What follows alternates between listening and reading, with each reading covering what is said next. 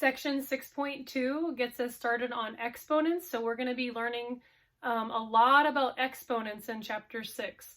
So we just want to, again, make sure that we understand how exponents work because it's a special form of multiplication. So I have some examples up here to make sure that we understand how to apply exponents to different bases. So we just want to make sure that we know that the little superscript, the little number that's above and after, is called the exponent. The number or letter that it's attached to is called the base. Okay, so if we have 2 to the 6th power, 6 would be the exponent, 2 would be the base.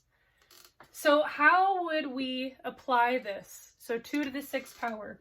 So we could write this in expanded form as 2 times 2 times 2 times 2 times 2.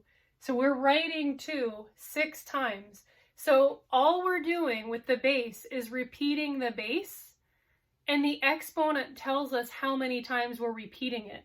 So we're going to multiply 2 times 2, which is 4, 4 times 2, which is 8, 8 times 2, which is 16, 16 times 2, which is 32, and then 32 times 2, which is 64. So 2 to the 6th power would equal 64. So again, the base is the number that we're repeating or we're multiplying by itself. The exponent tells us how many times we're multiplying by itself. So what about this one? We have a fraction, and the exponent is on the entire fraction because the fraction's in a set of parentheses and the exponent is outside of it. So that means that everything inside the set of parentheses, that exponent is going to be applied to. So if it helps, you could actually rewrite this as 2 to the 3rd power over 5 to the 3rd power. So that exponent is going to be applied to the 2 and to the 5. So what is 2 times 2 times 2? Well, we learned that that's 8. So 2 times 2 is 4. 4 times 2 is 8. And then 5 to the 3rd power. So 5 times 5 times 5. So 5 times 5 is 25. 25 times 5 is 125. And if that can be reduced, you certainly want to reduce. So whenever we end up with a fraction, always make sure you put it in lowest terms or reduce it as low as it can go. So let's move on to our next row. We have 14 to the 1st power. So this is one of those rules that applies to every time a power is 1. So anytime you go, a base goes to the 1st power, or you have an exponent of 1, it always just equals whatever the base is. So if the base is a fraction, a decimal, some crazy long monomial, it doesn't matter.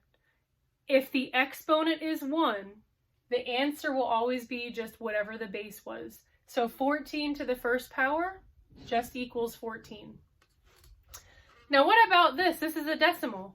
So we have to think back to our properties of decimal. So if you took Math 1 with me, you'll remember this. But again, we're just going to be multiplying 0.7 times 0.7, right? So we're multiplying it by itself 2 times. The exponent tells us we're writing it 2 times.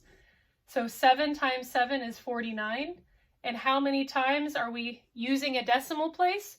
1, 2. So 1, 2.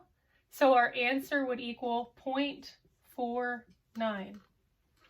Now something that you're going to notice with fractions and decimals, if you have a fraction or a decimal that is less than 1, so somewhere between 0 and +1, whenever you use the exponent, it's going to get smaller. So the only time, so if we look 0.7, 0.49 is actually a smaller number on the number line than 0.7. So 0.7 is greater than 0.49. And the same thing with 2/5. If you take it to the 3rd power, 2/5 is a larger fraction than 8 over 125. So whenever you have a fraction or a decimal, somewhere in between 0 and 1, that exponent is going to make that number get exponentially smaller.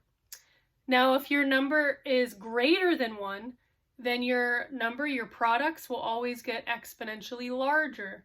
So you just want to keep that in mind, that correlation, because you'll be dealing with exponential graphs later on in another algebra course. All right, so our last row, here is another universal property with exponents. Anything to the 0 power, anything to the 0 power always equals 1. So again, it can be a fraction, it could be a crazy long monomial, it could be a decimal or some integer, it doesn't matter. Anything to the 0 power equals 1. So that's another property that you want to remember. Now for our last example, we have a negative on the outside and a negative on the inside. And what's going to happen with that? So let's think about this. So right now, this exponent, 6 to the 2nd power, this exponent is only on what's inside parentheses. So it's only on the 6. So we're going to have 6 times 6, which equals 36, correct? So that equals 36. But we have this negative that has to tag along through the entire process. So our answer is actually going to end up being a negative 36 after we apply that exponent to the base. But if you look at the example right below it, now the negative is on the inside. That means the negative is part of the base. So whenever you're multiplying the base, that negative is actually going to get multiplied with it. So instead of having 6 times 6, now we're going to have negative 6 times negative 6, and we know that a negative times a negative equals a positive. So that's just something that you want to keep in mind as well with exponents, especially when we're dealing with parentheses. Remember that an exponent outside a set of parentheses goes on everything inside the parentheses.